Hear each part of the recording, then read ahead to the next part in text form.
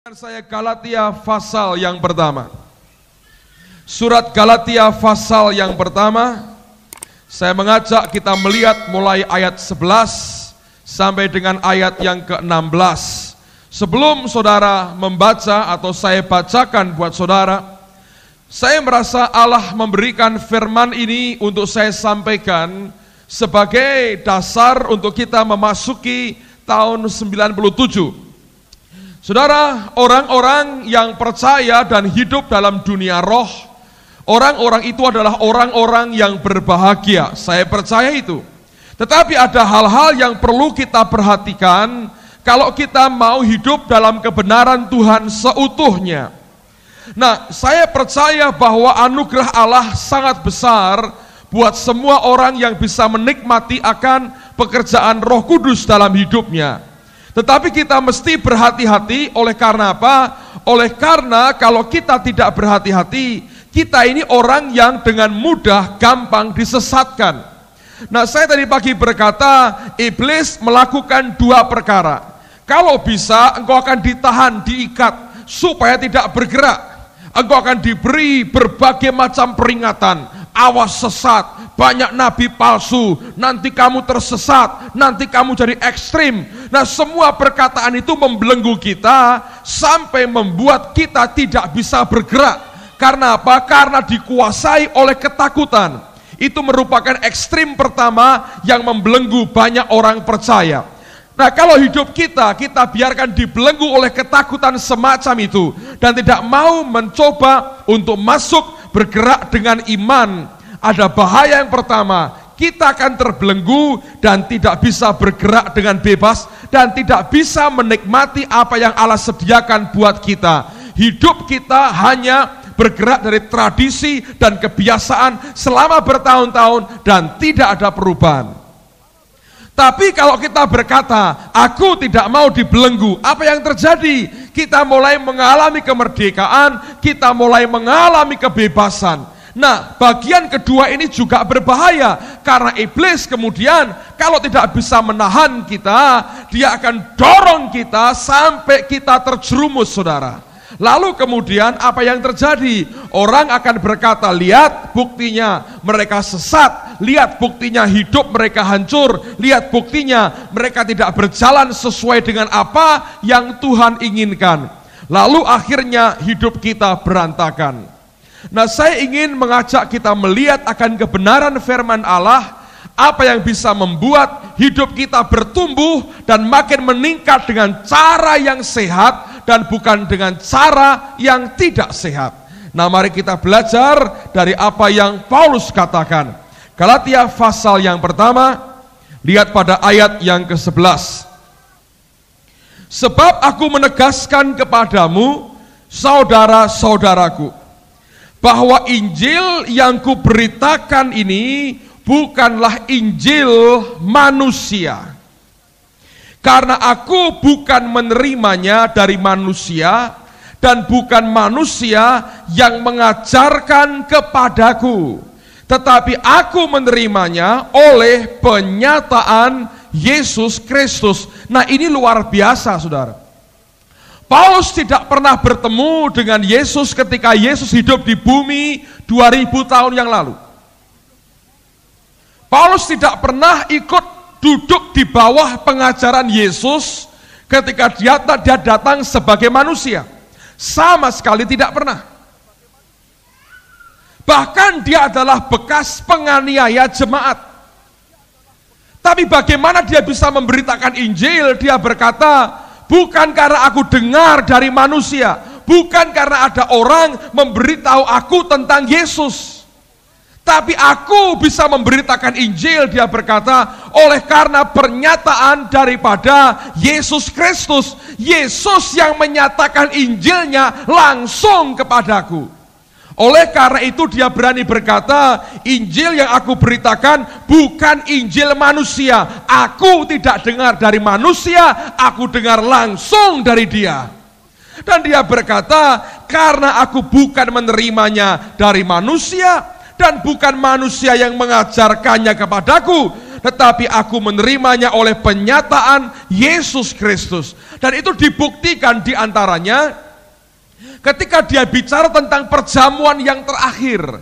Nah, Paulus tidak pernah tahu apa yang sebenarnya terjadi dengan mata jasmaninya, apa yang terjadi pada malam waktu Yesus diserahkan. Tapi ketika dia menuliskan suratnya kepada jemaat di Korintus dan dia berkata, ini yang aku terima dari Tuhan, yaitu pada malam waktu ia diserahkan. Dia teruskan dengan teliti, dengan cermat, dengan detail apa yang terjadi pada malam waktu Yesus diserahkan. Tidak ada manusia yang beritahu kepadanya apa yang terjadi. Dia berkata, ini yang aku terima dari Tuhan, saudara. Orang ini berani berkata, Injil yang aku sampaikan bukan dari manusia, tetapi berasal dari pernyataan Yesus Kristus sendiri. Ayat 13. Sebab kamu telah mendengar tentang hidupku dahulu dalam agama Yahudi. Tanpa batas aku menganiaya jemaat Allah dan berusaha membinasakannya. Dari dalam agama Yahudi aku jauh lebih maju dari banyak teman yang sebaya dengan aku di antara bangsaku, sebagai orang yang sangat rajin memelihara adat istiadat nenek moyangku. Tetapi waktu ia yang telah memilih aku sejak kandungan ibuku dan memanggil aku oleh kasih karunia-Nya. Lalu Anda perhatikan ayat 16, ini penting sekali. Dia berkata begini, berkenan menyatakan anaknya di dalam aku, supaya aku memberitakan dia di antara bangsa-bangsa bukan Yahudi. Dalam terjemahan yang lain Alkitab berkata, to reveal his son in me, untuk mewahyukan, menyatakan akan anaknya di dalam aku, that I might preach him, supaya aku bisa mengkhotbahkan atau berkhotbah tentang dia. Khotbahnya bukan karena dia mendengar apa yang orang lain katakan, khotbahnya karena pewahyuan Allah di dalam dia.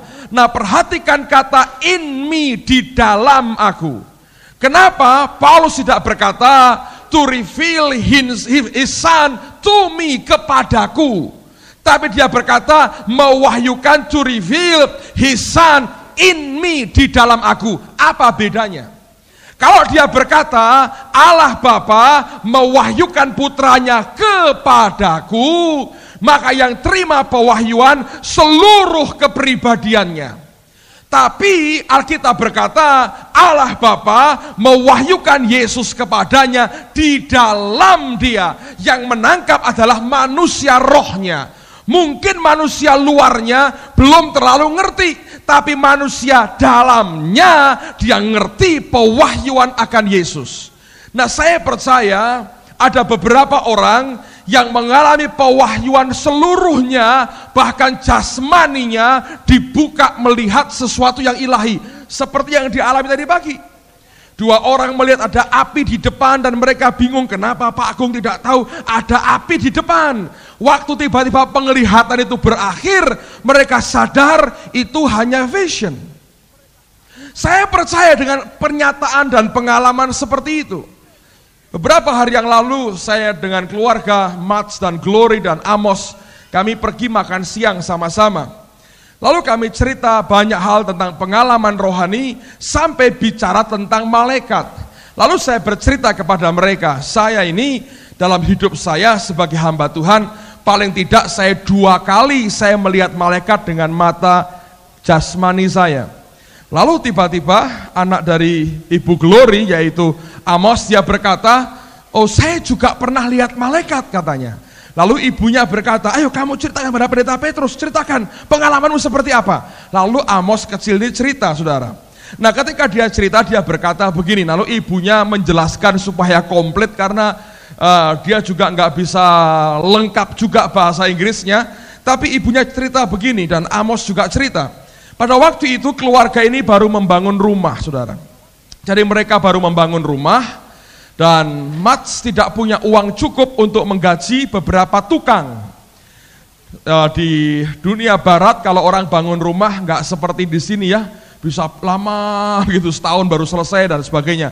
Mereka sebetulnya bergerak cepat sekali karena semua sudah didesain, tinggal nempel-nempelkan dan itu lebih mudah.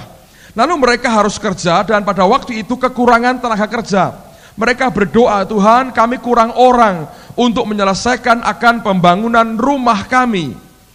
Nah satu hari Amos berkata, dia melihat ada orang yang belum pernah datang ke tempat mereka bangun rumah, sedang menggergaji kayu di sudut rumah, saudara.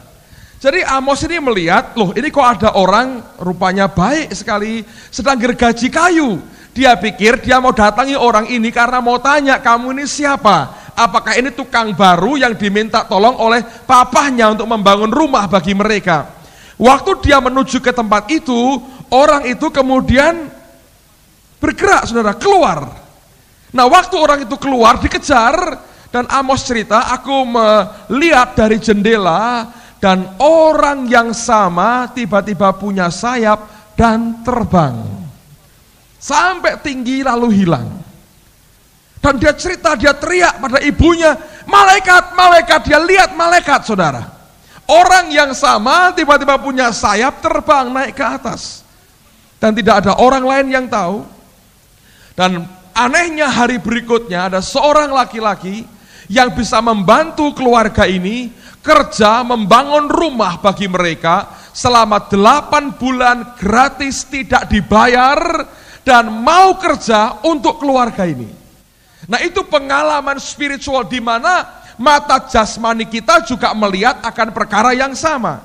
Itu merupakan pewahyuan yang kepada kita. Nah tidak banyak orang yang mengalami penglihatan semacam itu. Mungkin sebagian besar Anda berkata, saya nggak pernah Pak lihat begitu-begitu. Nah puji Tuhan nggak ada masalah, saudara. Karena Paulus berkata bahwa Bapa di surga reveal His Son in me, katanya, mewahyukan akan anaknya di dalam aku. Artinya pewahyuan yang kita terima adalah pewahyuan di dalam roh kita. Roh kita yang terima pewahyuan akan Yesus. Nah itu berarti kabar baik, semua kita berhak terima pewahyuan yang sama. Semua kita berhak untuk menerima pengenalan yang sama akan Yesus Tuhan kita. Nah berdasarkan pewahyuan yang diterimanya itulah Paulus bisa berkhotbah tentang dia. Bukan apa yang manusia ajarkan, bukan apa yang buku ajarkan, tapi pewahyuan pengalaman pribadinya bersama dengan Tuhan sendiri. Paulus berkata, ia berkenan menyatakan anaknya di dalam aku, to reveal His Son in me, that I might preach Him, supaya aku bisa berkhotbah tentang dia. Allah mencari orang-orang yang rohnya kenal dengan Tuhannya, dan lewat dia mengenal akan Tuhannya, dia bicara tentang Kristus Yesus. Bukan hanya otaknya tahu tentang Tuhan, tapi rohnya ngerti apa yang Tuhan sampaikan kepadanya, dan dia bicara tentang Kristus Yesus. Nah apa yang kemudian kita bisa lihat selanjutnya? Lihat pada 1 Korintus pasal yang kedua. 1 Korintus pasal 2. Saya sudah sampaikan waktu acara Holy Ghost Meeting minggu yang lalu. Saya mau ulang buat saudara. 1 Korintus pasal 2 ayat yang ke-10. 1 Korintus pasal yang kedua ayat yang ke-10. Anda perhatikan apa yang Alkitab katakan. 1 Korintus pasal 2 ayat yang ke-10. Karena kepada kita Allah telah menyatakannya oleh Roh. Jadi Roh Kudus itu menyatakan kepada kita. Menyatakan apa, saudara? Dengarkan seterusnya. Sebab Roh menyelidiki segala sesuatu, bahkan hal-hal yang tersembunyi dalam diri Allah. The deep things of God. Hal-hal yang dalam akan Tuhan. Roh Kudus diberikan kepada kita, dan Roh itu adalah Allah sendiri. Nah, Allah ini, Roh Kudus ini, Roh Allah ini yang tahu hal-hal yang dalam akan Tuhan. Ketika dia mengerti hal-hal yang dalam akan Tuhan, maka Roh Allah ini menyatakan kepada kita hal-hal yang dalam akan Tuhan.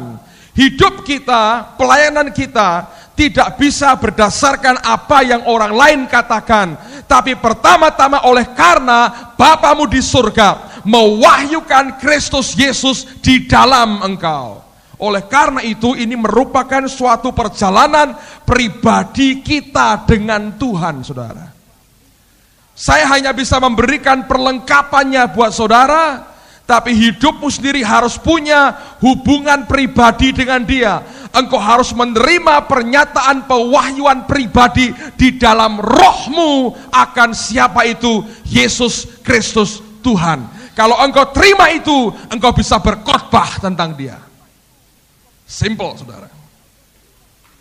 Apakah saya perlu belajar ilmu berkhotbah? Tidak perlu, saudara. Sekali engkau kenal siapa Dia, engkau punya pengalaman di dalam rohmu, engkau akan bicara seperti orang yang betul-betul punya kuasa, dan memang engkau punya kuasa. Tapi kalau engkau tidak mengalami dalam rohmu, engkau boleh teriak-teriak seperti apa, tidak ada gunanya, saudara. Amen. Lihat apa yang Alkitab ini sampaikan dan ajarkan buat kita. Kerinduan hati Allah adalah memakai kita bukan dengan kemampuan intelek kita, tapi kemampuan roh kita. Amsal pasal yang ketiga. Ini merupakan poin sentral yang saya mau sampaikan pada malam hari ini. Amsal 3 ayat yang ke-19 dan ayat yang ke-20.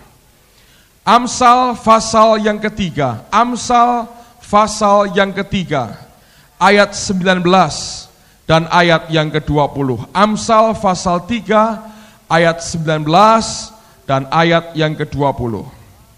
Saya bacakan buat saudara. Alkitab berkata, dengan hikmat Tuhan telah meletakkan dasar bumi. Dengan pengertian ditetapkannya langit. Dengan pengetahuannya air samudra raya berpencaran dan awan menitikkan embun. New King James menerjemahkan bagus sekali. The Lord by wisdom founded the earth. Allah dengan hikmat meletakkan dasar bumi.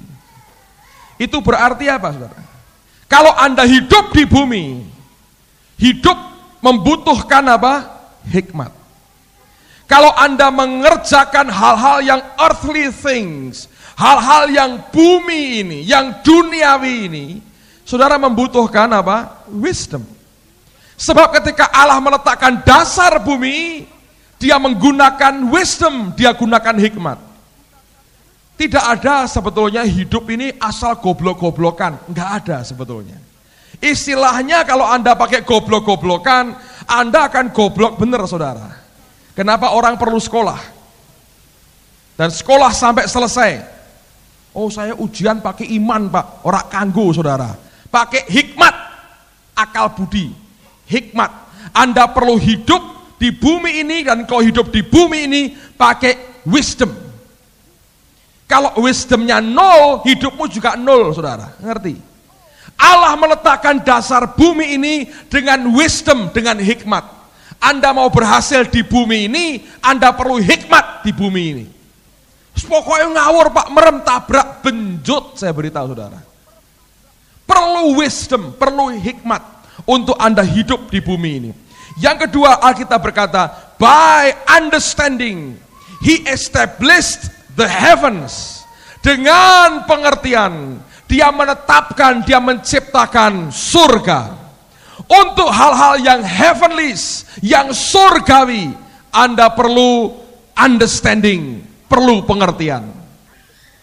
Hikmat untuk engkau hidup di bumi, pengertian untuk mengerti hal-hal yang surgawi.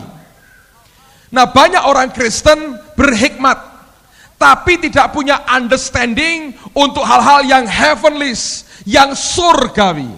Makanya hikmatnya bertentangan dengan kehendak Tuhan. hikmat untuk hidup di bumi harus disertai dengan understanding untuk hal-hal yang heavenly. Alkitab berkata, by his knowledge, dengan pengetahuannya, inilah rema itu, dengan pengetahuannya, the depths were broken up. Sesuatu yang dalam terbuka dan terpancar keluar. Pewahyuan yang berasal dari Allah akan membuka hal-hal yang dalam. Semua yang deep things of God, semua yang dalam yang dari Allah, by his knowledge, dengan pengetahuannya, dengan pewahyuan daripadanya, akan terbuka dan terpancar keluar.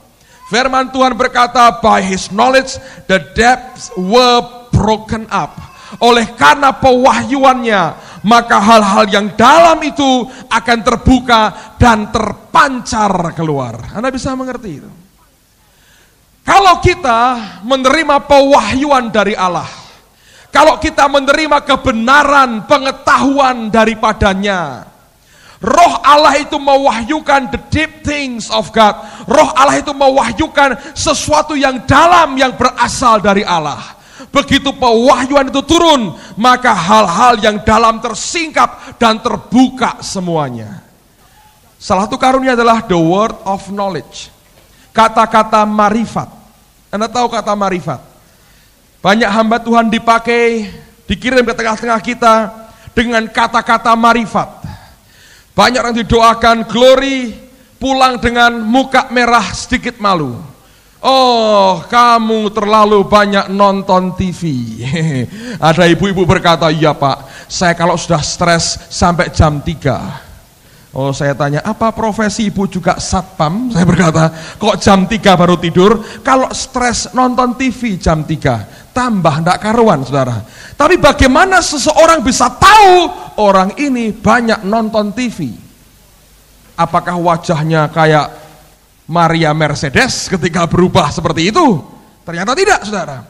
The word of knowledge, kata-kata marifat keluar, maka yang di dalam itu broken up, terbuka, terpancar keluar.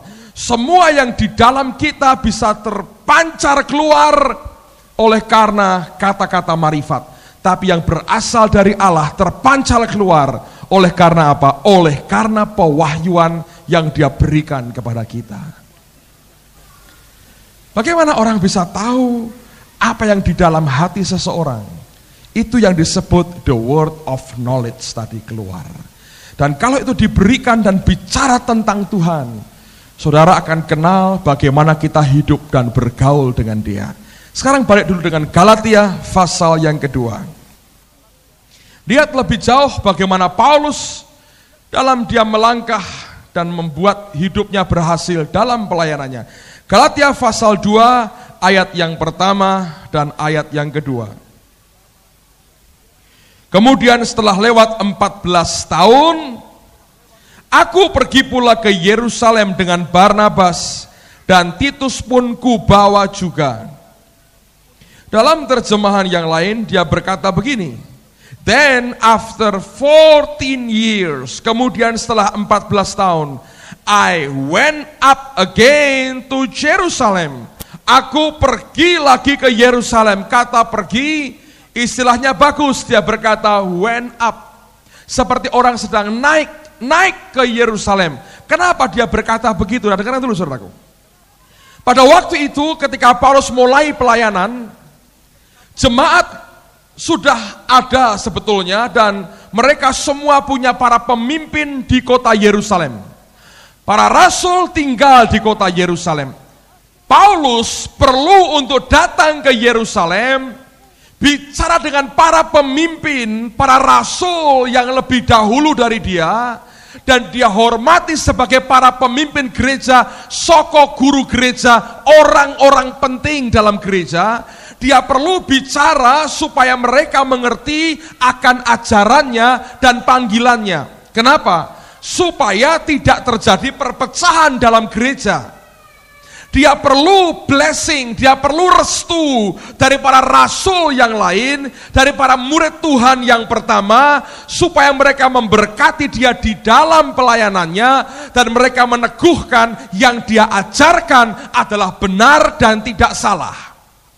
Oleh karena itu saya percaya dipakai istilah, dia berkata, I went up again to Jerusalem. Aku naik lagi, aku pergi lagi ke Yerusalem. Dia menghargai mereka sebagai para pemimpin dan orang-orang penting yang dia butuhkan berkat dan restunya untuk pelayanannya sendiri.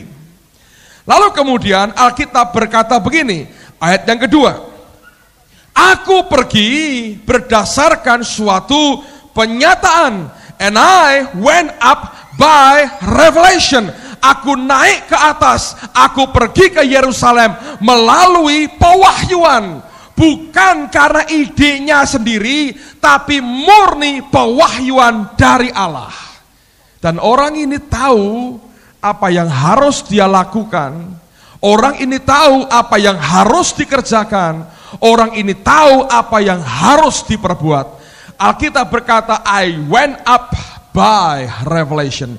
Saudara bisa go up hanya lewat revelation. Engkau bisa naik hidupmu kalau ada revelation Allah masuk dan membuat engkau naik ke atas. Dalam hidup kita, dalam pelayanan, dalam pekerjaan sehari-hari, yang membuat engkau bisa naik ke atas adalah pewahyuan dari Dia. Ketika itu menguasai kita, Paulus berkata, I went up by revelation.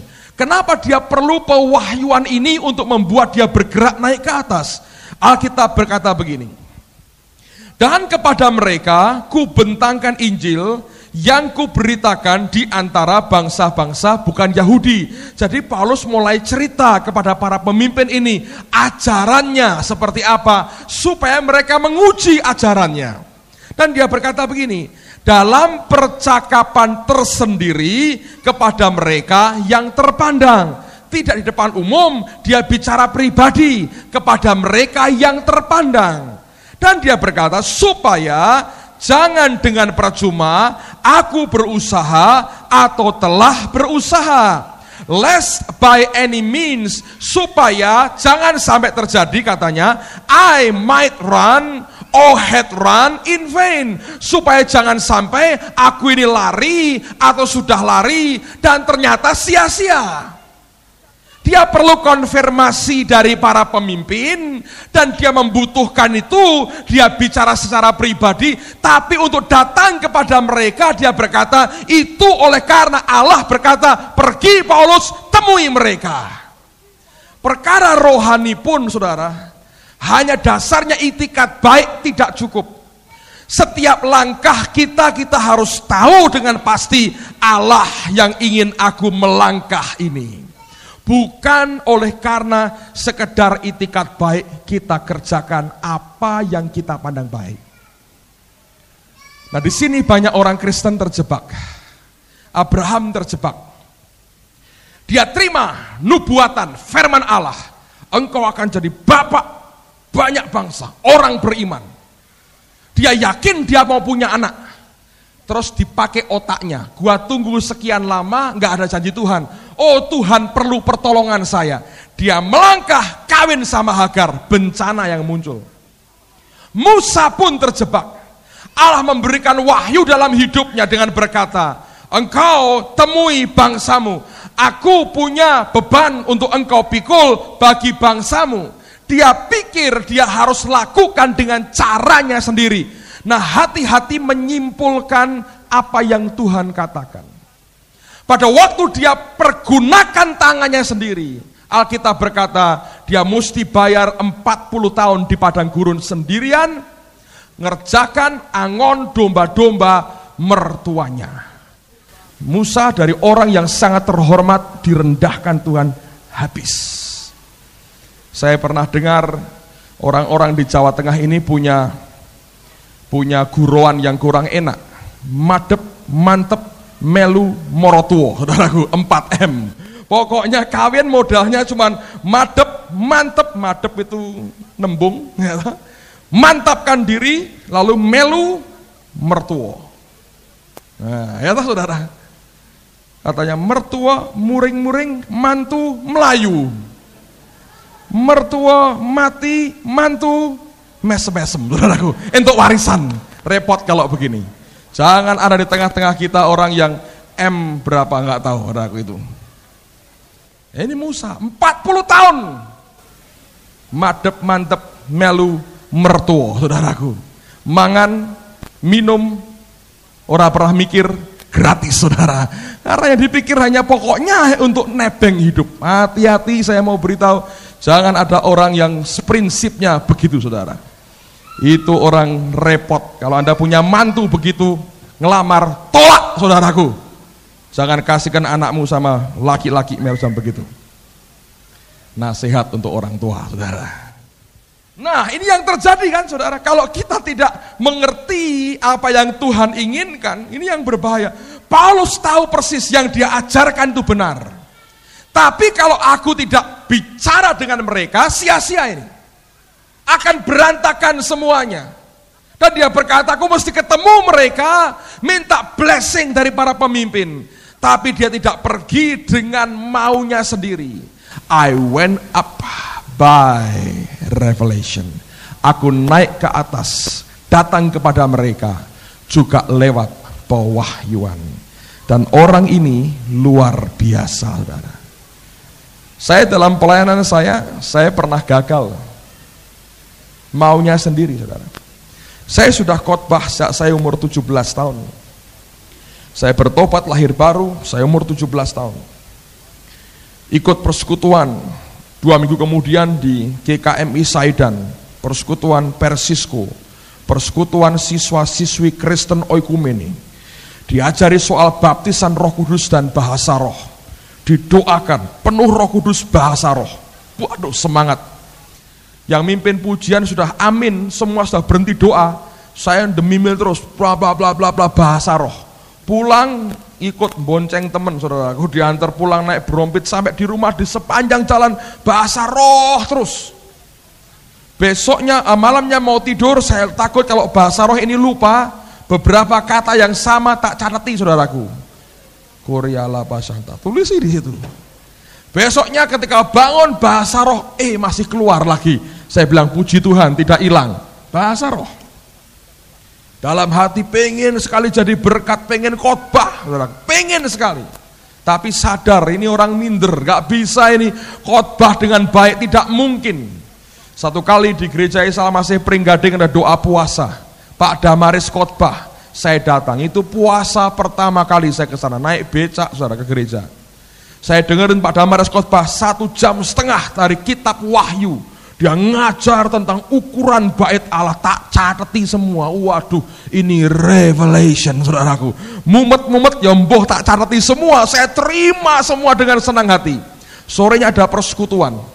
Ini persekutuan ajaib sekali. Dari kira-kira 25 orang, ini saya beri nama persekutuan teko-tekotek.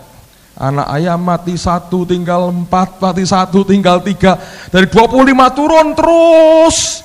Tinggal cuman saya dengan teman 1 sama yang punya rumah. Tetap bertahan, yang punya rumah yang gak tahan. Pindah ke Amerika, bubar terpaksa saya, saudaraku. Yang tidak tahan, yang punya rumah, saya tahan sampai ditutup penutupan datang, saudaraku. Dari pembukaan sampai penutupan. Jangan sampai kayak begitu, turun terus kondisinya. Dan satu kali setelah dengar Pak Damaris khotbah, sorenya persekutuan, hari Senin, saudara. Saya sudah berkata, saya mau khotbah. Dan khotbah saya adalah khotbahnya Pak Damaris, tak jiplak, saudara. Karena saya bilang saya mau khotbah, gak punya bahan, bahannya orang lain saya ambil. Sudah semangat ini, lalu tiba waktunya persekutuan, 5 orang hadir. Dan tetap semangat. Makanya kalau Anda MK isinya orang 3 ya, bertahan, gak apa-apa. Sampai yang punya rumah gak tahan baru bubar, saudara. Persekutuan paling mini, MK paling mini. Tapi saya mengalami itu, saya tahan di situ, saya duduk di situ. Dan persekutuan akhirnya dimulai. Persekutuan saya mulai beranikan diri saya khotbah. Luar biasa, saudara.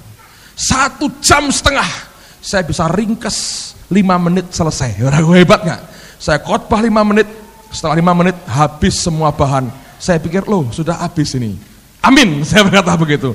Entah mudeng atau tidak mereka dengarkan, saya coba dengan itu semua. Tapi Tuhan beri kepercayaan dan masuk keluar kampung, sering ke Brontongan waktu itu, tempatnya Pak Marso, tetangganya Pak Marso ada persekutuan, dan mulai belajar menyampaikan firman di situ. Dan akhirnya saya mengerti bahwa Allah panggil saya melayani Dia sepenuh waktu. Dan ini yang jadi kerinduan hati saya. Dan itu begitu meledak-ledak dan begitu kuat membakar hati saya berkata, Tuhan, gua mau khotbah pokoknya. Ini orang perlu dengar, saya perlu sampaikan firman Allah. Apa yang terjadi, saudara? Dan akhirnya tanpa Tuhan suruh saya mulai melangkah.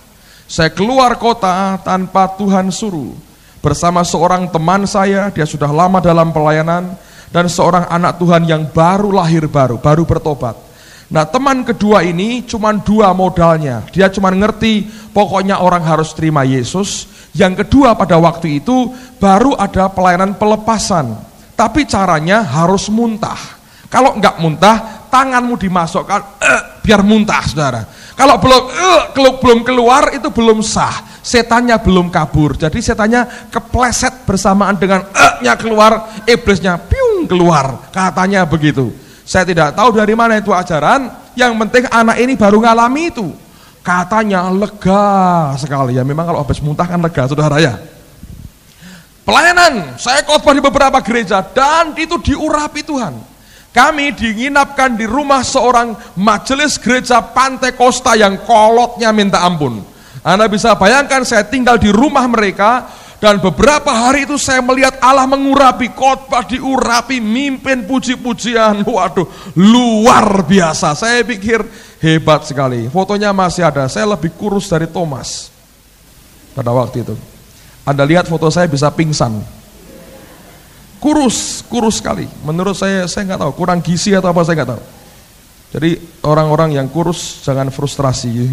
Kadang-kadang mungkin nanti Anda bisa diberkati, saudara. Tapi pada waktu itu, aduh, habis semua itu kulit dan tulang. Tapi, waduh, mimpin puji-pujian. Tak pikir sudah hebat sekali, saudara, pada waktu itu. Dan satu siang, saya dengan teman saya ini sedang tidur siang. Orang yang baru bertobat ini nggak tidur, di luar baca Alkitab, saudara. Datang rombongan 7 anak kira-kira, remaja, putra-putri, anak-anak SMP. Datang ke tempat kami nginep, mau konseling, minta didoakan. Pikirnya ini hamba-hamba Tuhan. Saya waktu itu baru SMA, saudara. Belum akan kuliah, saya baru akan kuliah. Baru tamat SMA. Umur sudah 18 tahun waktu itu. Sudah keluar kota, khotbah di gereja-gereja gede, saudara. Tapi waktu itu karpe dewi. Tapi saya ngerti Allah ada pengurapan di atas saya. Tapi memang belum waktunya. Saya belajar dari kegagalan. Dan pada waktu itu anak-anak ini dilayani oleh teman saya. Ngelihat kami berdua tidur siang, lalu kemudian dilayani modalnya 2, terima Yesus dan harganya itu aja, bawa ke garasi, minta kertas koran sama anaknya majelis, dibuatkan contong kayak contong kacang, tahu saudaraku, contong kacang dibuatkan, masing-masing dikasih 1. Jadi ini asik, mau pelayanan? Nih, terima ya contongnya, kasih 1-1. Terus ya, sekarang harus keluar tuh setan-setan yang ganggu kamu. Dalam nama Yesus, ya tidak ada apa-apa. Dia bilang, buka mulutnya lebar-lebar. Nah, masukkan jarimu. Nah, terus. Dikelokoi sendiri, saudaraku. Nanti kalau makan, ingat khotbah saya. Anda tidak akan doyan makan. Begitu. Anak majelisnya tahu begitu, lapor bapaknya. Besoknya teman saya 2 pulang, mereka ke Slawi, saya masih semalam pelayanan. Makan pagi dikasih roti sama disidang. Kenapa muntah-muntah? Saya bingung, nggak ngerti. Anaknya ngomong sama papahnya, ya kalau ini nggak ngerti. Teman satunya, saya bilang celaka nih gua di sini. Habis, saudara. Marah betul majelis ini. Waktu kami pulang, apa yang terjadi? Mereka gereja itu keluarkan majalah. Dan kami terima kiriman majalah mereka. Itu dimasukkan, mereka berkata, kami kecolongan penyesat masuk gereja. Waduh, saya malu sekali. Saya dipanggil Pak Adi Sutanto pada waktu itu. Kamu kan ketua timnya. Ya, saya bilang. Kenapa bisa begini? Saya cerita apa yang terjadi. Lalu Pak Adi tulis surat kepada redaksinya. Dia bilang, tidak etis kalian memasukkan anggota tim kami sebagai, dibelain saudaraku. Saya senang sekali punya pemimpin begitu. Tapi dikasih tembusannya ke saya, saudaraku. Jadi sekaligus itu pelajaran yang pahit sekali. Sejak itu saya injak rem hidup saya. Tidak Tuhan, sampai Engkau suruh saya bergerak. Anda bisa mengerti itu? Saya bayar mahal sekali. Butuh kira-kira 7 tahun kemudian. Nah, pada waktu itu saya dari Jakarta, saya lewat kota yang sama dengan kereta api, dan Tuhan berkata jam 12:30 malam, dia berkata, sampai di kota itu dia berkata, satu kali aku kembalikan kau ke kota ini, tapi dengan caraku sendiri. Dan luar biasa, 7 tahun setelah peristiwa itu, ada kelompok anak-anak muda mau buat retreat di Jawa Barat. Mereka undang saya, nggak tahu dengar dari mana. Saya datang ke tempat itu, kira-kira 150 anak muda, satu ruangan tidak terlalu besar. Kami nyembah Tuhan sama-sama. Tuhan berkata pada saya, Selas firman, tumpangi tangan mereka. Mereka semua berdiri, saya tumpangi tangan. Hampir semua slain in the spirit, geletak semua, saudara. Dan sejak itu mereka undang saya balik, saudara. Tapi sudah oleh karena penyertaan roh Tuhan dalam hidup saya. Bukan karena lagi saudaraku, tapi oleh karena penyertaan roh Tuhan. Saya belajar, ketika saya baca apa yang Paulus katakan betul. Kalau kita hanya modal nurani, motif baik, tidak cukup. Anda harus yakin Allah menyertai dan Tuhan mau engkau bergerak bersama dengan dia.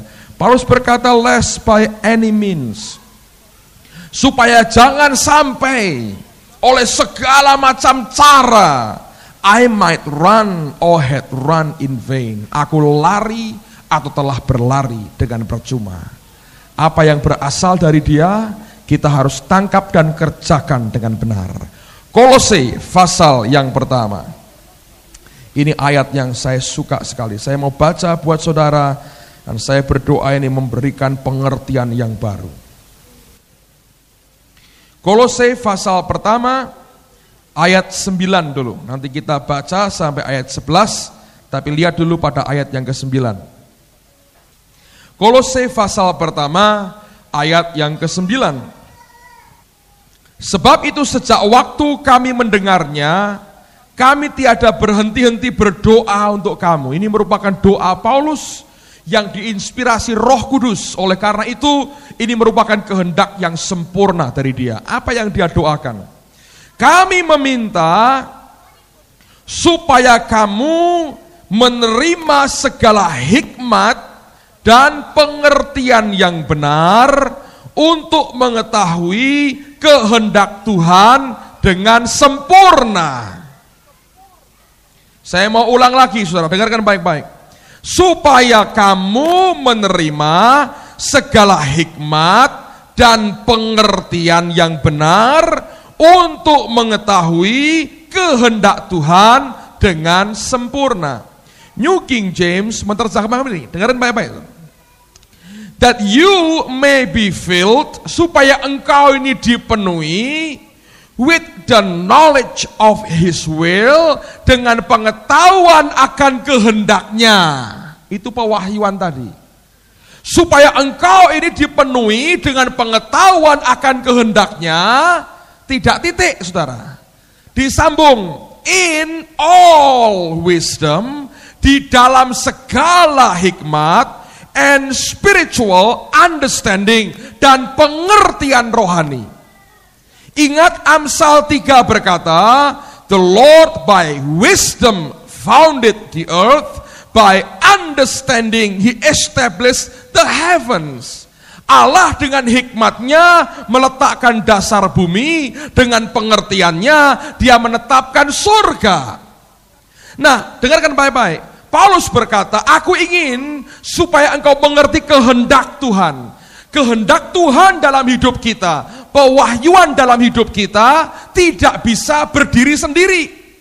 Harus ditopang oleh dua pengikat yang kerja sama-sama. Yang pertama, wisdom, untuk membuat engkau bisa hidup dengan benar di bumi. Yang kedua, spiritual understanding, hal-hal yang rohani, pengertian akan hal-hal yang rohani.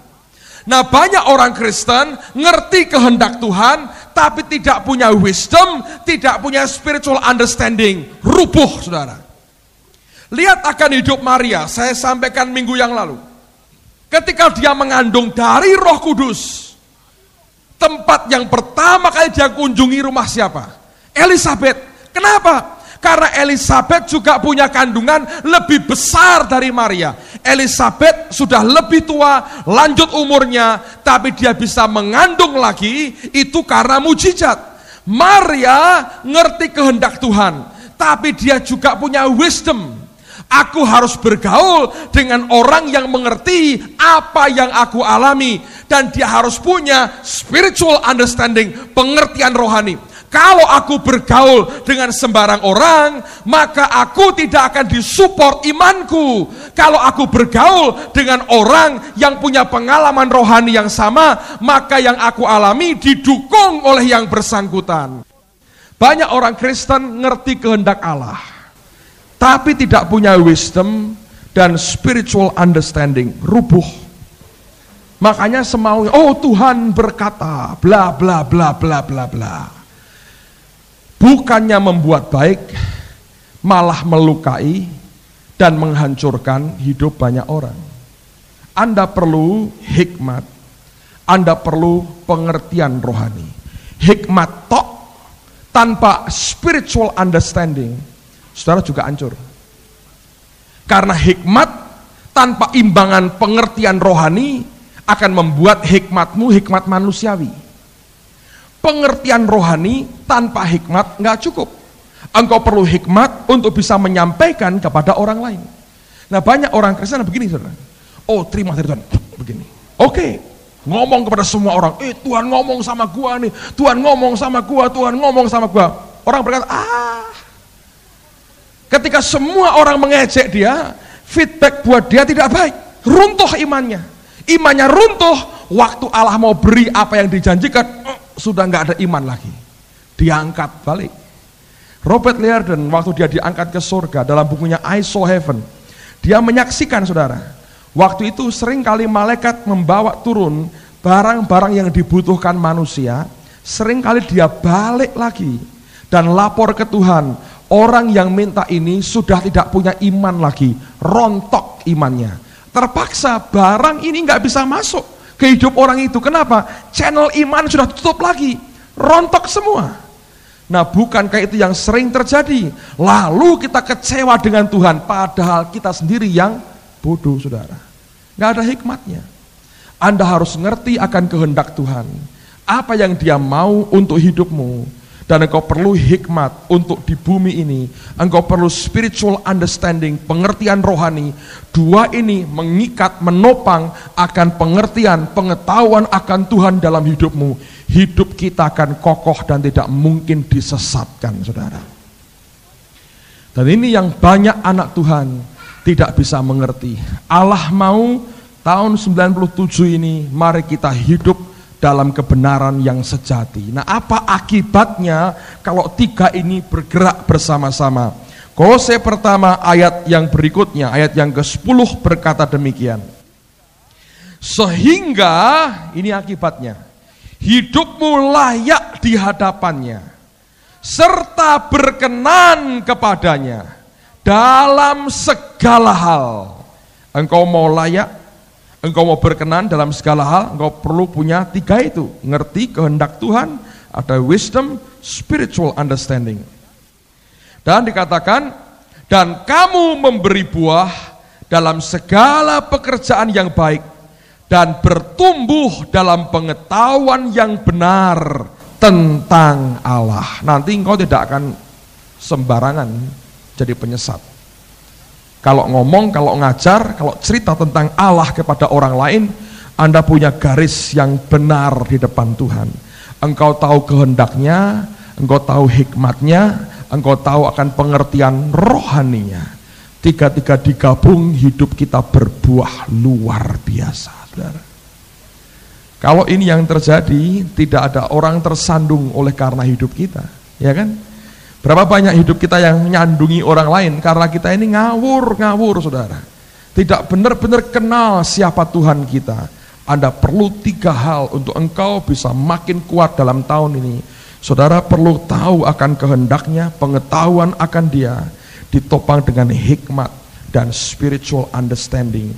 3-tiganya digabung, engkau lihat perkara besar terjadi. Allah dengan hikmatnya meletakkan bumi. Dengan understanding pengertian dia bangun sesuatu yang surgawi. Tapi supaya yang di dalam ini terpancar dan terbuka keluar, Anda perlu his knowledge, pengetahuan dan wahyu daripadanya. Yang terakhir. Mari kita lihat Kejadian pasal pertama, ayat pertama sampai dengan ayat yang keempat. Lalu kita berdoa bersama-sama.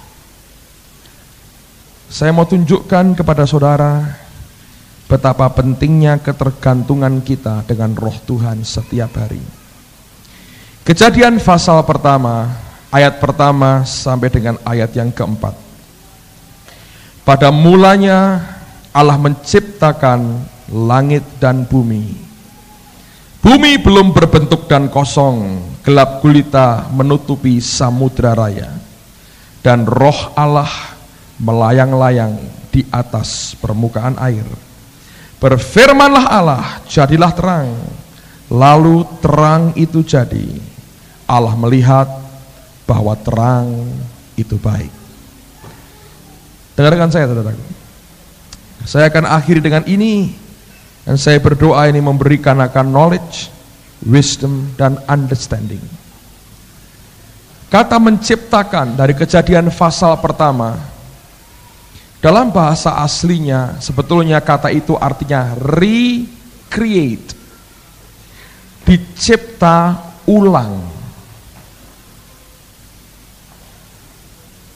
Ada orang menanyakan validitas daripada Alkitab, ya. Mereka berkata, kami menemukan fosil yang jutaan tahun umurnya. Tapi kata para ahli Alkitab, umur manusia di bumi sejak Adam berdosa sampai sekarang baru kira-kira 6.000 tahun. Lalu fosil yang jutaan tahun dari mana? Rupanya sebelum dunia ini ada, bumi ini ada. Anak saya sudah bertobat dulu, belum waktunya anak. Waktu bumi ini ada, dibentuk Tuhan semacam ini, sebelumnya sudah ada kehidupan lain, tapi nggak ada manusia. Adanya makhluk-makhluk yang macam-macam, tapi kemudian bumi ini hancur kembali, tidak berbentuk, gelap gulita, kosong, gelap sekali, hancur, kacau balau. Dan dari bumi yang hancur ini, jutaan tahun mungkin di-recreate oleh Tuhan. Karena itu recreate, Allah memperbaiki apa yang rusak, maka fosil-fosil itu tetap ada, saudara, ya. Anda ngerti? Sehingga Alkitab tidak keliru sebetulnya. Tapi buat saya bukan perbantahan soal itunya yang penting. Buat saya belajar begini. Waktu saya baca ayat itu, Roh Kudus berkata, lihat, aku pernah biarkan bumi ini kacau balau, tidak berbentuk jutaan tahun. Dan bumi ini tidak bisa memperbaiki dirinya sendiri. Jutaan tahun. Tidak bisa memperbaiki dirinya sendiri, ya kan? Butuh Allah yang bergerak dan firman diucapkan, lalu recreation terjadi, penciptaan ulang terjadi lagi, saudara. Dan Roh Kudus berkata kepada saya, kamu harus ingat, manusia diciptakan dari apa? Debu dan tanah, dari bumi, saudara. Itu mewarisi sifat bumi ini, yaitu manusia tidak bisa memperbaiki dirinya sendiri, kecuali aku bergerak di dalam hidup mereka. Kalau engkau biarkan dirimu tanpa Tuhan, saudara, manusia tidak bisa memperbaiki dirinya sendiri. Karena manusia, saudara dan saya, mewarisi sifat bumi yang tidak bisa memperbaiki dirinya sendiri. Kalau Anda mau jujur, coba miliki tekad mau jadi baik, nggak bisa. Kecuali Allah mulai bergerak. Kalimat berikutnya, firman Tuhan berkata, and the Holy Spirit moved. Dan roh Allah itu mulai bergerak. Dan ketika rohnya bergerak, Tuhan berkata, jadilah terang. Alkitab berkata, dan terang itu jadi. Allah melihat bahwa terang itu apa, saudara? Baik adanya. Baik hanya bisa terjadi ketika rohnya bergerak dan firman-Nya diucapkan. Saudara ingin jadi baik? Capek jadi orang tidak baik? Jangan coba dengan kekuatanmu sendiri. Tidak ada gunanya. Karena kita mewarisi sifat bumi. Jutaan tahun diberi kesempatan. Tetap Alkitab berkata, bumi belum berbentuk, kosong, gelap gulita menutupi samudra raya. Kacau semuanya. Hanya ketika rohnya bergerak dan firman-Nya diucapkan, maka terang itu jadi. Itu pertama kali dari kekacauan itu timbul sesuatu yang baik. Saya ingin pada tahun 97 ini kita menyadari dengan kemampuan kita sendiri kita tidak akan jadi lebih baik. Tapi kalau kita mengizinkan rohnya bergerak dalam hidup kita dan firman-Nya disampaikan, saudara akan melihat sesuatu yang baik akan timbul dalam hidup kita. Amen, saudaraku. Tutup Alkitabmu. Mari kita berdoa bersama-sama. Haleluya. Haleluya.